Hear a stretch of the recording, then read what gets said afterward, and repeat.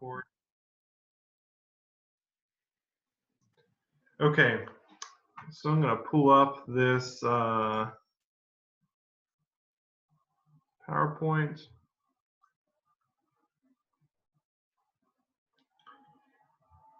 Can you all see this PowerPoint, the Texas beef water footprint model? Okay.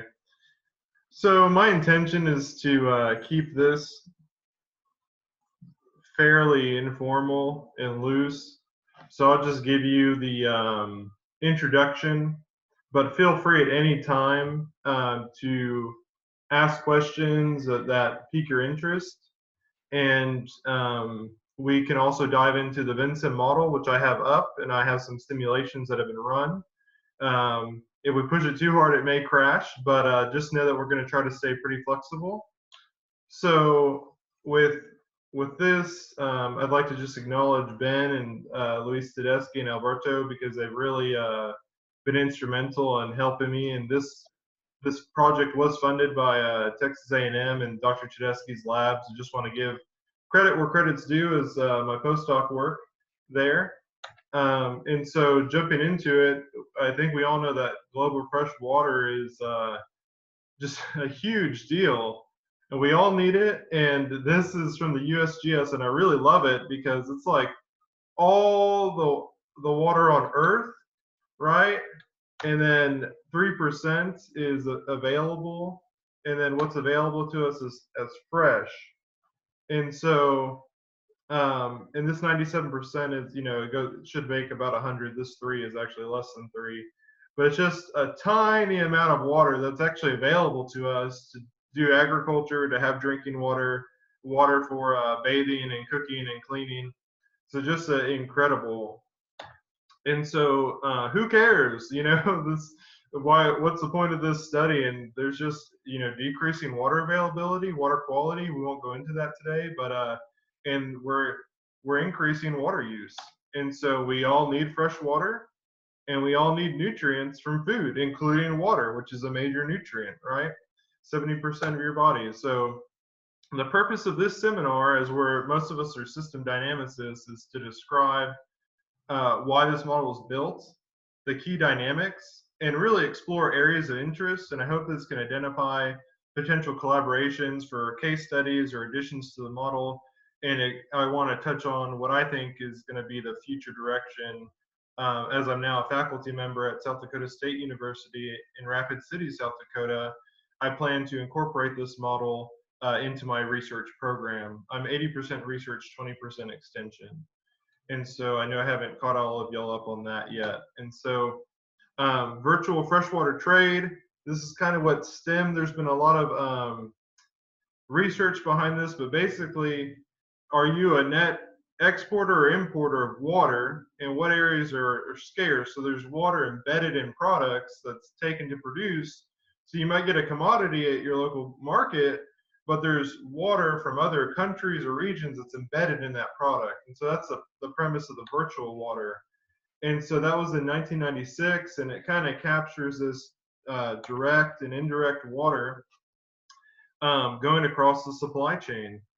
And so this has been captured by the Water Footprint Assessment Manual. They're kind of the leaders of that, and not kind of, they are. And then the FAO has adopted different water use livestock. And so there is mounting literature on how to document this and document this for livestock, which is our context today for water use. And so what are the problems? Well, one of the things that the team identified is that there's just a wide range for beef. So we're going to hone in on beef. And so when we have this label of beef being really water inefficient, that impacts the sustainability metrics and translates to, well, do our beef producers, are they really over consuming water resources? And so just to give you a range, there's some different metrics from 27 liters for hot carcass weight to upwards of 200,000 liters. And of course, these are different metrics, and we can make them equivalent. I think the literature says it's about 87,000 liters of this hot weight equivalent, just to give you a range. So problem number 2, there are a lot of different metrics reported in the literature. And this isn't just on an animal basis of live weight or boneless beef of your steak or your hamburger, but the scarcity indices that are used.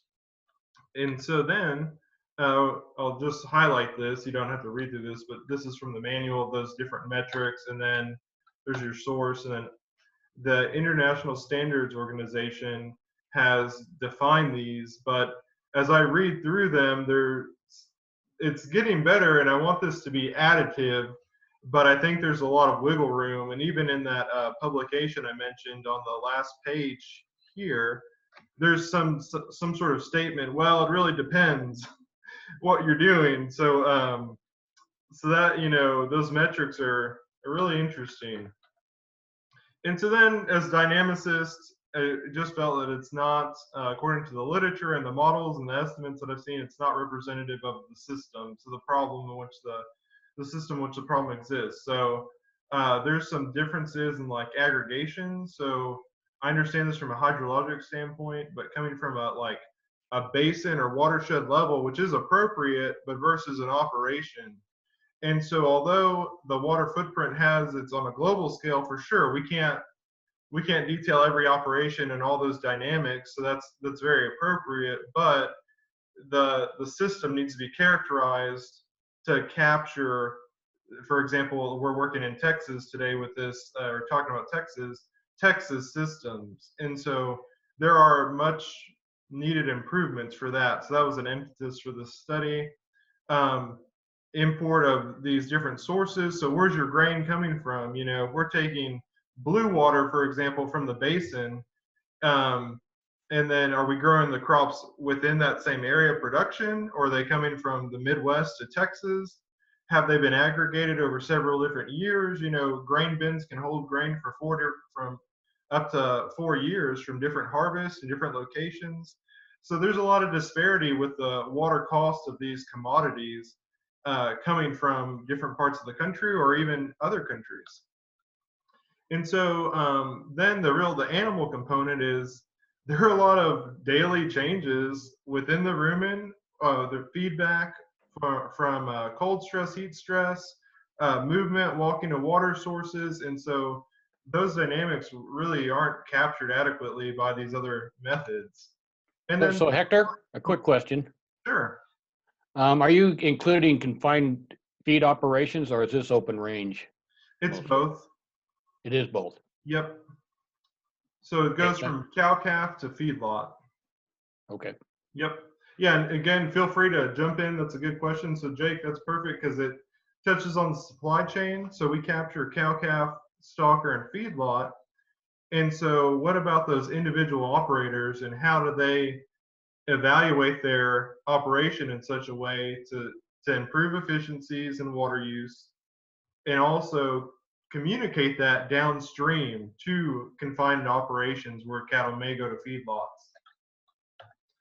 And so what's the point of this? I always like to ask myself that is, this model captures those dynamics. It incorporates up-to-date ruminant nutrition equations. And then it can evaluate multiple metrics or equations for estimation of water intake or different effects of the animal. And then I want to stress this, it's additive to WFA work. So I'm not saying that that work's not important. It is, but like anything, it can be improved, and it can be improved to characterize these systems. And so this will help better clarify the actual estimation of water use and test policies, and capture those differences from actors of like cow-calf, stalker, and feedlot within and across the supply chain. And so I really feel that that adds a lot of value in of doing this dynamic model. So study area, go over this really quickly, is Texas. So 10 different climate regions, vastly different ecological regions, ranging from a lot of precipitation in the eastern side of the state to arid conditions in the western portion of the state. And we also have a latitudinal gradient of temperature, so precipitation gradient and temperature gradient. And for those of you who aren't familiar with Texas production systems, a majority of the feedlot operations are here in the High Plains region, or we would call this the panhandle of Texas. And I'll describe that a little bit more later. So here's just a breakdown of that climate divisions and that distribution, which made it interesting. And so for Texas, we developed CLD, saying, well, there's these reinforcing mechanisms for cow-calf, stalker, and feedlot. So cow-calf is when the calves are born, and then they are eventually weaned, so they stop drinking milk, and then they're transferred to stalker backgrounding operations where they're primarily grass-fed. So in this component, the cattle will be dependent on the dam or the mother cow, and then they'll be transferred to grass operations. They can receive feeding during these times, but eventually they'll go to confinement within Texas operations here, and so that will, oh, sorry, on the wrong screen. So they'll go to those operations where they'll be fed mainly grain and concentrates. And so then this ties that into growth and carcass weight and then a regional impact. So within those different spatial and geographic times, how many resources are they consuming at that point in time, at that stage, and are resources being consumed locally, or are they imported, and those associated water footprints? And so that's what this represents. So we can go back to that if y'all need it, but the methods, we're gonna just, follow the dynamic, methods for model development, but incorporated those NRC, nutrient requirement equations, and the mechanistic equations developed by Dr. Tedeschi for ruminant nutrition, including feed and water intake and the effects of like the environment on cattle. And so just to give you a picture of that, we have the cow-calf, stalker, and feedlot. We don't go past slaughter where it moves to the retailer, the consumer. So that part of the work is not included. That's a model boundary. And I wanted this to be relevant on a state, regional, and producer level. And so the model is able to be scaled to those different purposes. And so again, we can meet the rancher or the policy maker. And so here's a pictorial of these regions. And so primarily the cow-calf and stalkers will be produced in these regions. And if they maintain or remain, I should say, in Texas, and they're going to be shipped for finishing to the High Plains region, as I described before, where they'll get high concentrate diets and be in confinement. Okay, so the model includes these unique cattle types. So we have the bull, cow, calf, wing calf, and so these are all segmented with population dynamics, aging chain, weight dynamics, and then that feeds into the daily consumptive use of water within each of these segments. So to give you an example, here is the calf cows, wean cows. So this is a primary feedback loop, which I'll show you here. And that is the co-flow to this weight. So once once the mature cows calve, that starts the clock for year one production of those calves. Let's say they're calved in the spring when forage quality is high. And so they start flowing down this pipeline to capture those daily differences in growth and consumption. So let's go over the feedback loops really quick. And again, feel free to ask any questions, but here's a breeding population. And so we can see this is just an example simulation, but we get this oscillatory behavior because although there's balancing action here to take out for animals that are getting old and need to be moved out of the population or moved into production for slaughter, there is this continuous reinforcing loop of new cattle being populated through breeding, or heifers being retained and being brought back into that population. So then this is the 3 reinforcing loops that move that weight of the calf that is designated for meats across the supply chain. And so we capture those, that weight gain and then the relative water consumption uses. And so this is maybe not less dynamic, but more of capturing those inputs. And so as these cattle are gaining weight and consuming resources, they're added up in this daily water use, including things like service water for cleaning, drinking water, water for hay and pasture, and then the water embedded in those grain and supplemental um, concentrates. And so this ties into this regional water use where we say, okay, what's the average consumption of an animal moving from these different areas within Texas, and then let's multiply that by the population to get a in time regional impact. And so this is just an example of the model being able to simulate overshoot and collapse. And so we wanted to say, well, if we push the model enough, will it decrease cattle because water is limited? So this is an extreme scenario, but for some producers who may actually run out of water, that might be a realistic scenario. So this is kind of a doomsday worst case scenario, but I think it was important that the model was able to replicate that behavior. And so I'm going to just breeze over these examples of sensitivity. We might come back to that. And Alberto and Luis and I developed this kind of conceptual big picture. So this wasn't model, but we feel that this really ties into beef marketing and willingness to pay and these efficiencies. So how is this going to affect consumer consensus of how sustainable beef water use is? And so I'm going to stop here. I have 2 case studies in case anybody has examples, but I'd like to go into Vensim. Did anybody have any questions before we jump over to Vensim? Okay, Hector, I'm Dina. Oh, sure. Okay, Hector, I'm interested about your study. As I mentioned before, you have difficulties or you have some suggestion about the matrix water footprint, right? And as far as I know, the mention about water footprint is only about the nutrient ingredients, not only for the resources for the water. So in your model, which one nutrition that's implied for your model? Thank you. Nutrient for the nutrient. Nutrient of the water. Oh, the nutrient of the water. Yes, nutrient of the water. Is it measured in your model? So by nutrients of the water, do you mean water quality? Yes, that's right. No, right now water quality isn't incorporated. It's just a volumetric measurement. Only for the weight measurement.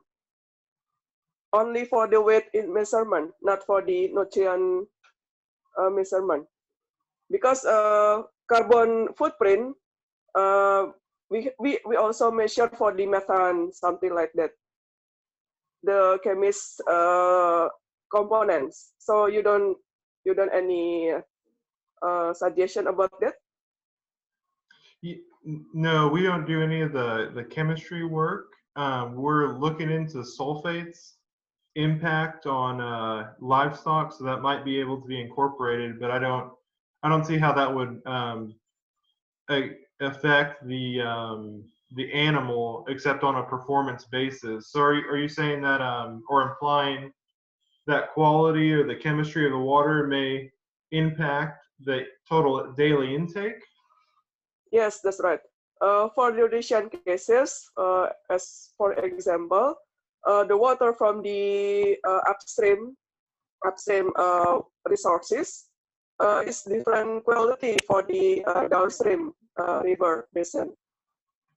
Maybe in Texas you don't have any problem for the quality of water.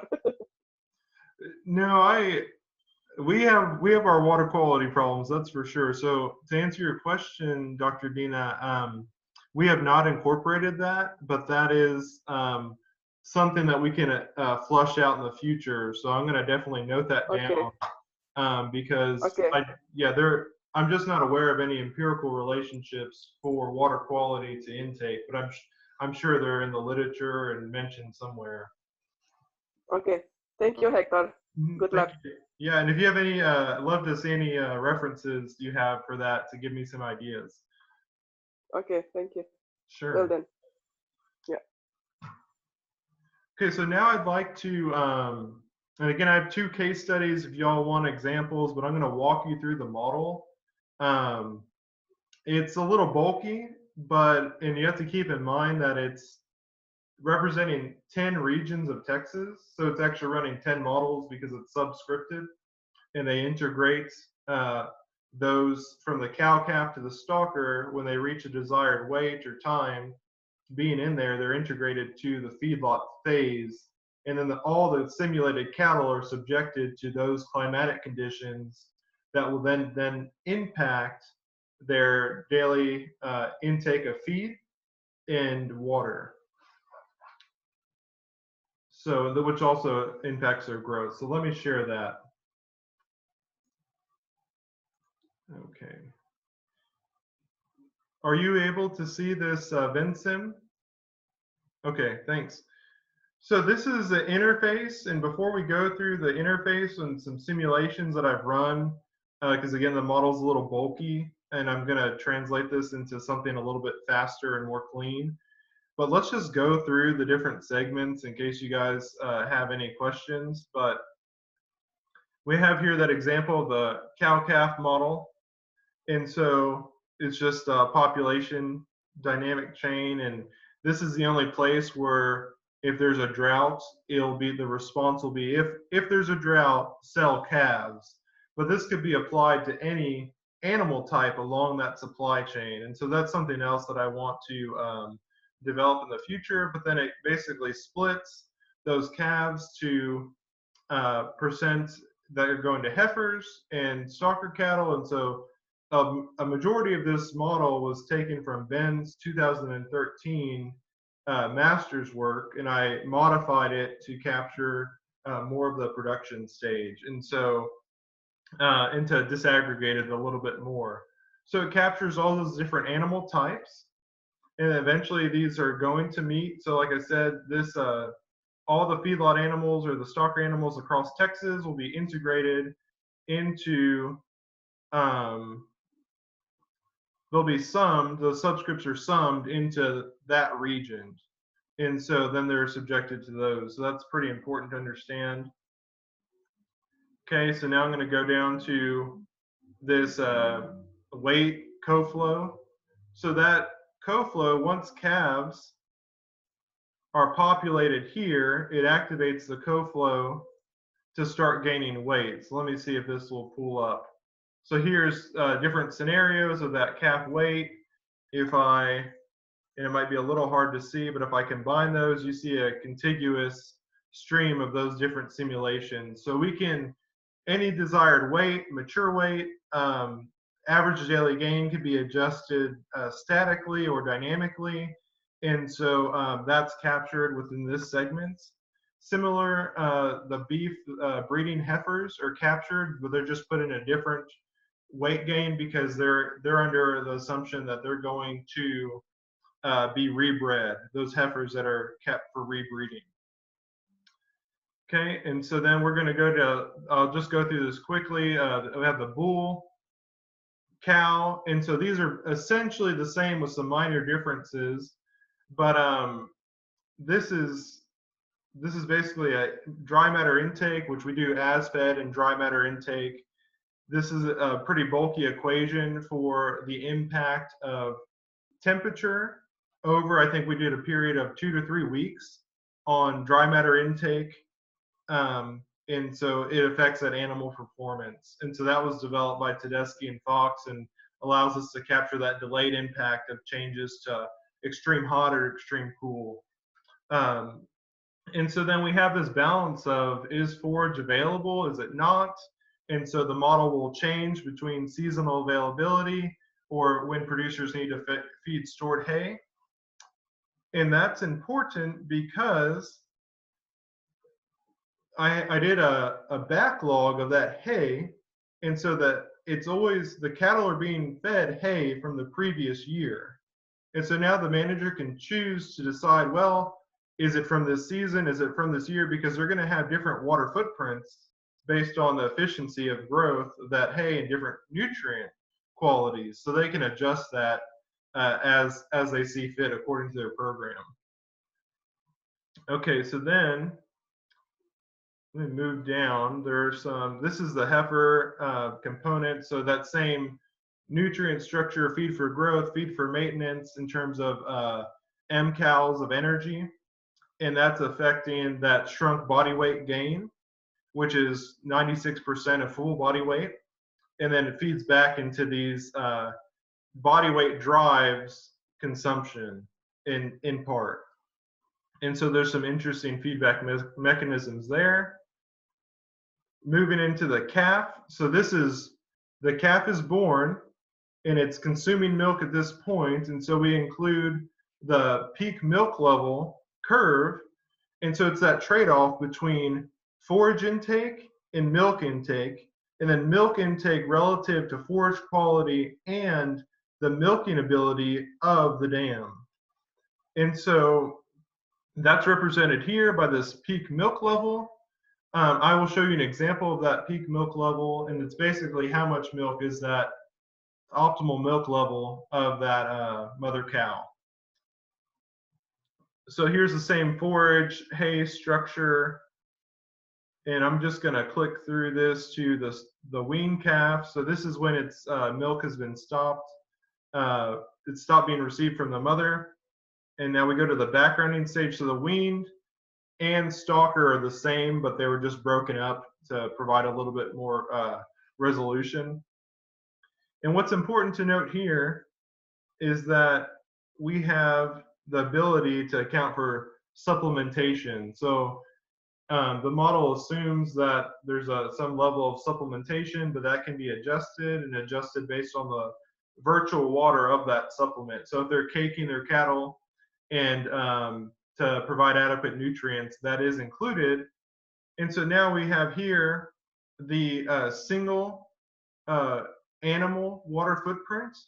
So those different hay, pasture, supplement, drinking water equations are feeding into this daily use, and then it's just multiplied by population. However, we can insert some stochasticity and run like a sensitivity analysis or different parameters to provide some variability within region or within operation, and then average that. So another thing that I'd like to point out here is, let me see if I can, it might get scary, so bear with me. You can select between drinking methods, equations. So there's some different embedded equations in here, and so you can really easily change out different equations from the NRC NASEM, from the ruminant nutrition system, and so that makes it pretty agile to be able to say, well, which equation's better? What's it estimated under these conditions? And let's see, I guess I'm doing all right on time. So stalker, same thing. I should add that there's a TDN, or total digestible nutrient metric here, and I'll explain that in a minute. That feeds into that dynamic. And so one thing that's missing here is that you see those the hay and pasture, or hay can be static, but there's no grazing component within this model, and that's something I plan to add. In addition to this model, is add a grazing component to capture that nutrient quality and also availability. Okay, so now this is where it gets pretty hairy. And are you guys doing okay and have any questions? Okay, just feel free to jump in. So here's a better example. Here's the NASEM drinking water equation by Arias and Mader, and then Tedeschi and Fox's drinking water equation. So those mechanistic equations that are now made dynamic within this modeling context. And also we can switch to the water footprint assessment metrics to instantaneously compare that. So this requires a lot of work, but we get into a total mixed ration. So they're consuming corn, soybeans, wheat. Maybe they're consuming distiller's grain, dried distiller's grain, DDG, as a supplement. And so whatever you can imagine that you want to feed your cattle, whatever diet composition, you can come in here, or you can do a array or exogenous Excel function and design that diet as it changes, maybe from receiving, transitioning, and then finishing diets within this model. And so here are all the really bulky and nutrient components for as fed, percent of diet, and then it also has the TDN, net energy for maintenance, digestible energy of all those. So those are just from the feed libraries, either from the NASEM references or from the NRS feed libraries that are available. And that here is where it comes into this SWD, or specific water demand. They call it something else now, but basically, what's the water demand of those crops relative, for each different feed input. So silage, roughage, corn, and then in Texas, what are they? So these are rather static because it's harvested and then applied as, okay, this was harvested this season or the previous year. So in some ways, this could be made more dynamic, but really it's going to be, what's that? I'm importing, so many tons of this commodity. Who did I get it from, and what's that associated virtual water use that is embedded in that grain commodity or soybean commodity, for example. And so moving down here, this is the forage. So again, pretty basic, but here's an annual production cycle. And so we just loop that through and say, okay, well, here is the typical TDN of that pasture within each stage. And so this is something I want to develop and make more dynamic, but essentially 0.62 is a higher level of total digestible nutrients, and 0.52 is the bare minimum for adequate nutrients for grazing ruminants. And that might differ depending on the life stage of the animal. So that's just some functionality there, if that's known. And then this includes the Palmer Hydrologic Drought Index. So if you're not familiar with the Palmer Hydrologic Drought Index, that's a scale from -4 to 4, and it associates soil moisture. And so this is a decision mechanism where it counts how many drought days, so just accumulating those drought days, and then a decision rule that's, okay, if I reach 6 months of drought, sell 1% or 10%, excuse me, of the cattle. And so I optimize this under the actual, not NASEM, US NAS data. And actually it got pretty close. I don't know if these are the exact numbers, but those calibrations are really, really close for, I think, from 1980 to 2012 or 2017, the most recent census data. And so that's just a decision rule for strategies. When do you want to sell out? When is drought going to impact you? And that ties back into, I'm going to take you back really quickly to this drought impact, or the available water ratio, which will tell you, okay, if based on these decision rules, sell calves. And that trended with annual market decisions over 3 or 4 decades. And that's coming out in a publication, so that's why it's not shown here, those numbers.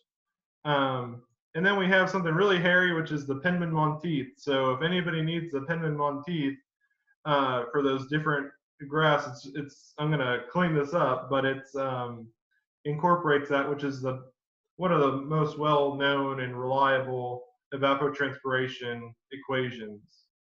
And so this is documented in that publication that I sent out.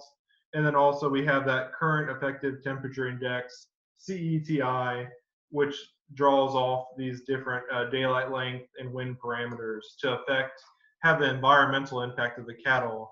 I haven't added things like mud or body condition score, but those are something that I'm looking at in the future.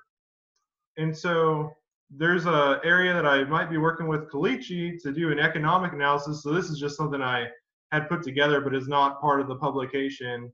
And so getting the costs associated with those different commodities within this model. And so going back to the interface, allow me to just pull those up. So I'm doing there's a daily water footprint, and I can only do that for year one.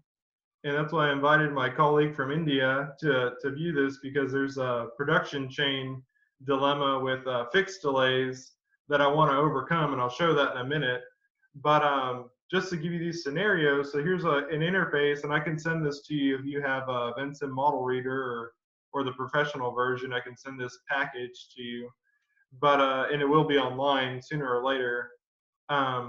But essentially, you can adjust these parameters. So do you have high or low forage quality? What's your forage growth? And so I did this SIG, this blue one, I think around 10 to 12,000 liters per kilogram of boneless beef is our base case, this gray line.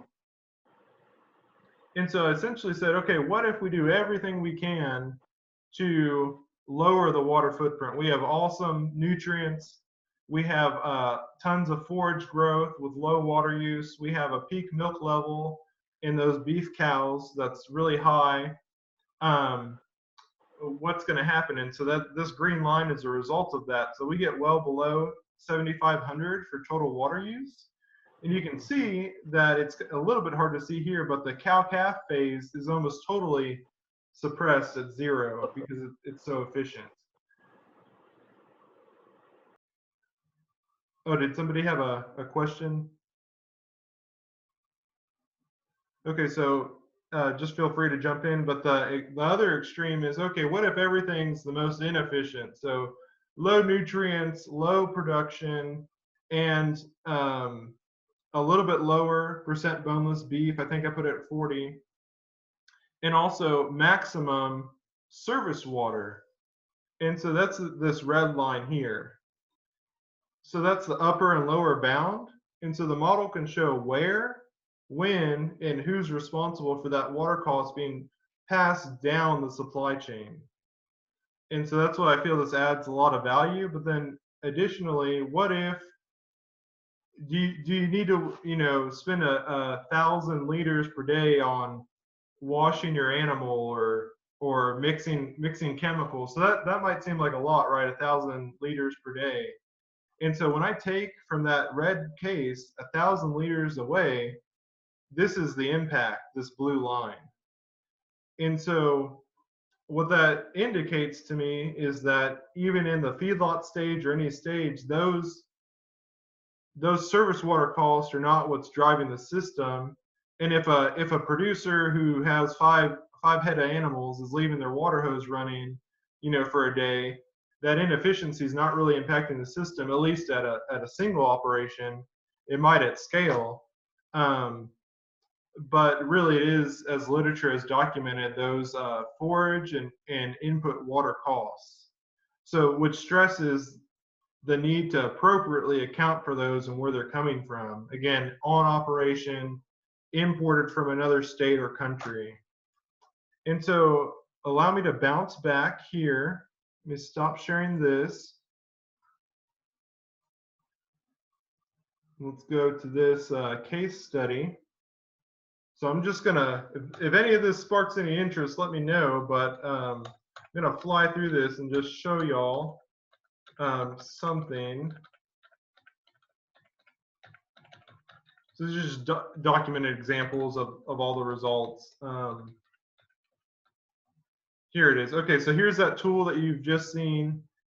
And so also the tool can do the production chain of each year. So year one calving, you have a fresh herd, you get your first year's calves, and they're maturing up until the feedlot where they're slaughtered.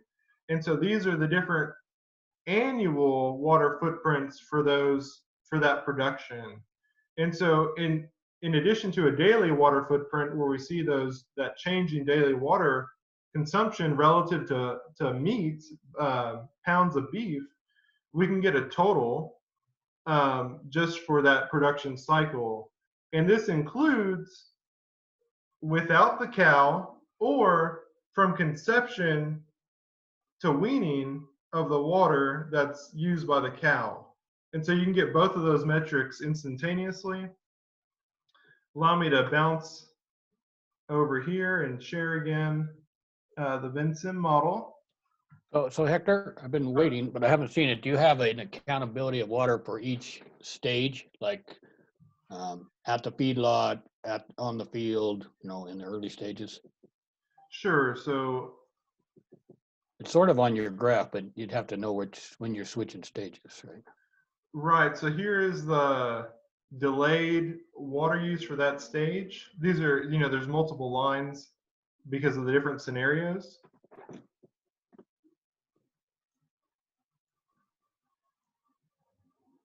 So then this is for the stalker stage. Let me do this. So we're going, Jake, calf, then weaned and stalker, which weaned and stalker are the same phase, okay? They're just disaggregated. Sorry, shift. Oh, that's not very clear. Hang on. Let's see. How can I do this? The integration with this is tricky depending on which scenario, so they're not going to be right for this. Let me go back to my slideshow because I have an example of that. Okay. I just didn't run that type of scenario. Okay. Let's see. Here we go.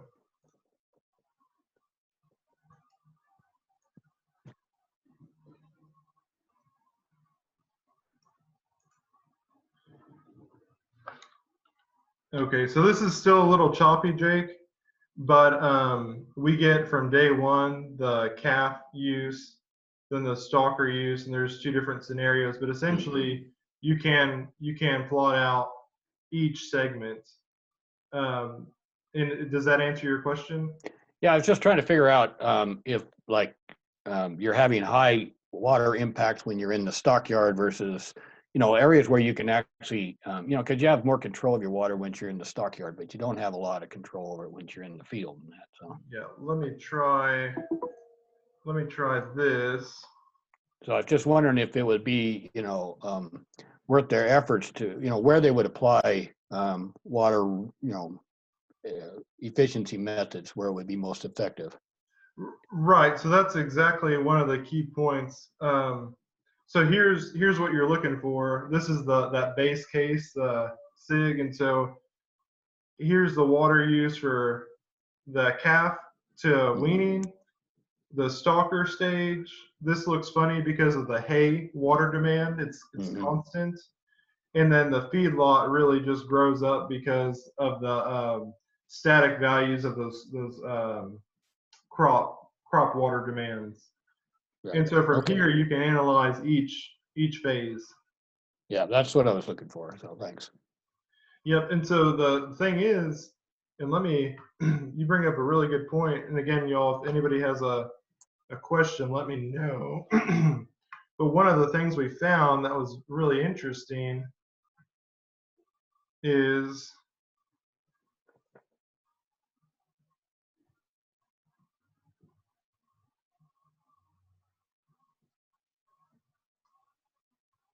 okay. Sorry, I guess it's not going to let me. Apologize about flipping through these so much, y'all. There we go.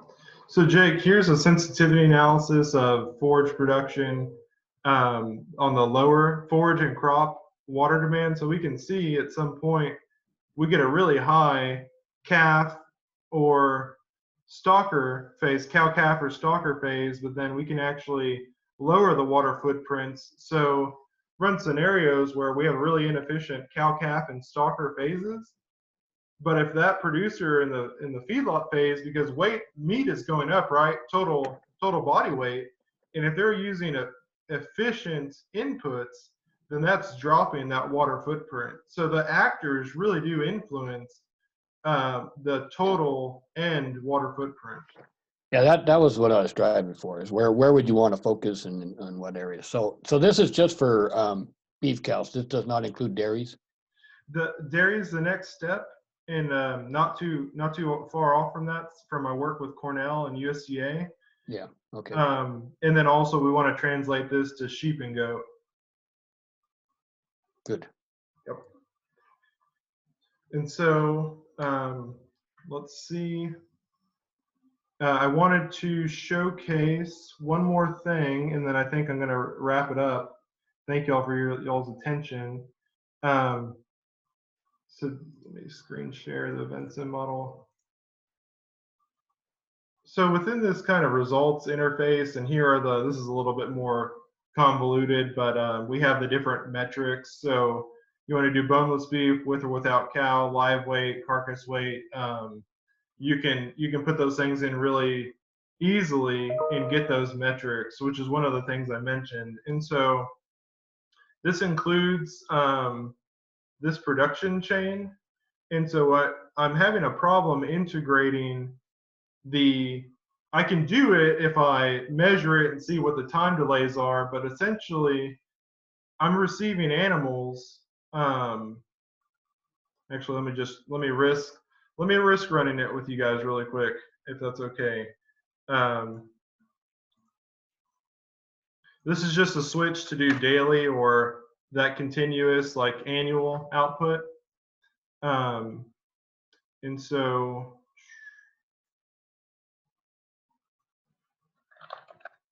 I think this is equivalent to about 7 years. It's at 0.5 integration, but I've tested it at smaller levels of integration, just so you know. Okay, so then we're going to just do the kind of chain, call it a chain, to run this.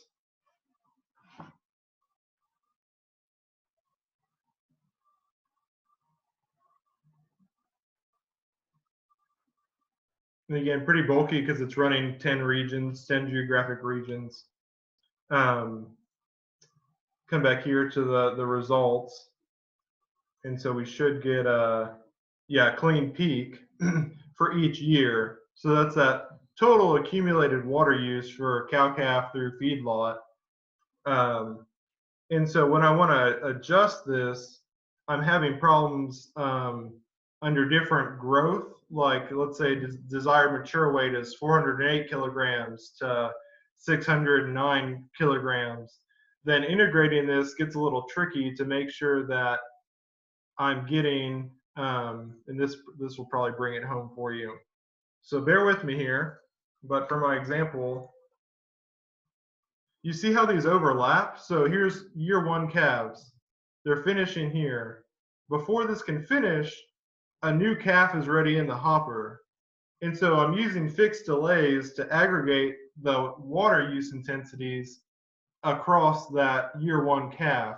But it's pretty tricky. So if anybody knows any approaches to clean that up, then I'd love to work with you to build out a better model structure to handle changes in production and not have to go in and by hand make sure they're not overlapping with those delays. Because basically I'm adjusting the fixed delay timing to pool each year's production without them overlapping.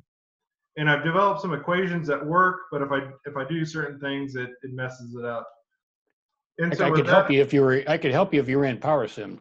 Okay, well, I might get PowerSim. So well, we might be able to figure out how to translate it from PowerSim to Vensim too. So. Okay, but I think something like that would be really valuable. Sorry, Jake. May I add a comment? Oh, sure, yes. And I'll stop and y'all open up for questions. Do you think that the model could benefit for improvement in implementation of reproduction parameters? Because I think the beef cattle system is very sensitive in its efficiency in general efficiency due to reproduction efficiency. So do you think the aging chain is it's enough, or could be implemented in terms of reproduction parameters? Alberto, I think that's where we need to focus on, because there's two sides. Like one is growing for let's get the cow herd bigger, but then we're gonna have a bigger animal, right? And so for cattle anyway, and it may not be bigger compared to previous years, but either way, if we're decreasing morbidity and mortality, then we're increasing water use efficiency. Because another thing the model accounts for is what about the animals that died? And so you get this animal that's coming up from calving, they're 2 days away from slaughter and they're gone. And so all of that water use is just a waste from the system. So yeah, I think with to answer your question, I think absolutely we need to do that reproductive evaluation because that's going to influence the long-term water use. Because in terms of indicators of the resource use of the whole process, we tend to assume that the cow impact is close to the first phase of the growth in the cow-calf system, but in such extent the cow impact should be diluted in the whole chain. So I think we need for the water footprint indexes also try to weigh the mother impact on the resource on the whole phases. I don't know. No, I agree completely, Alberto, with their water use and with like prenatal programming and the efficiency of those animals. Is that kind of what you're touching on? Yeah. Okay. I can keep going, but are there any other questions or comments? Oh yeah, go for it. You can unmute yourself and feel free, y'all. I've got a question that's perhaps irrelevant, or it's really a completely different subject. But I was curious, especially when you started, you were talking about, this footprint. And footprint is really measured in use, liters per day or, cubic meters per year or whatever it is. Is that correct? So some of the documents say that, and some say it has to be based on environmental impact, so scarcity index. Oh, okay. No, well, I'm thinking of the actual use of the water. I understand their impacts of that use. So where you are, it's really, you're sort of looking at how much of this water available is used by different stages of cattle production. Is that correct? Yes, given So a my region. question, which is maybe off the wall a little bit, is any of this water permanently removed from the hydrologic cycle? I mean, I would assume that most of it goes back into the hydrologic cycle, maybe not at that location, and maybe it's irrelevant from the point of view of what's available that year. But I was just curious, does some of it actually get removed permanently? Is it changed into something else? Right. So Alberto may be able to field this better than I can, but he has a 2016 publication that addresses like, should ET, evapotranspiration, really count against us? And also Al Rotz has he's doing a national assessment of water and carbon, I believe carbon as well, but I think it's water that's not returned to the basin, and that's kind of how they've shifted now. Uh-huh. But my problem is a lot of people are still just seeing that 1,500 liters per kilogram of beef tagline, and so this model can, any way you want to spin it, we can change the output metric to capture any one, and that's what I really don't like, is just so much disparity. But Alberto, yeah, take it away. No, I cannot just a comment. I agree with Hector. The problem is that the water footprint indexes are built for a global scale, for comparisons for countries, and we are trying to bring them in at farm level or at a small region or sector. So for that reason, we need to improve the quality of the indicators. For example, the differences between green water, blue water, and gray water at a small scale level, or since, for example, the cow-calf the cow-calf phase is more dependent on green water, whereas the finishing sector is more dependent on blue water. So it's not the same liter.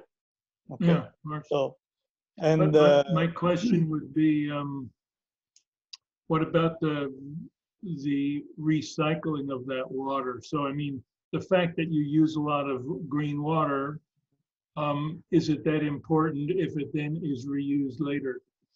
And if it goes, I mean, particularly if it goes back in the hydrologic cycle, it's evaporated and falls as rain somewhere. But I understand you have to look at that worldwide, whereas the impacts really are local. Actually, what that matter is the water that can be managed by humans. So that part of evaporation that belongs to the blue water, which is that one we can manage. Other parts are more related to agronomic efficiency. So how water use efficiency of Yeah, I would think, Hector, that would be important to look at the difference between green water and blue water usage. That's also explicitly defined in the equations. So you can, it would take some doing, but you can parse out any of that from the output for blue and green water use. You just have to designate which source it's coming from. Exactly. So, yeah. Yeah, and I would think in the end, the only water that leaves the basic area is the water that's in the beef that leaves. I would think so.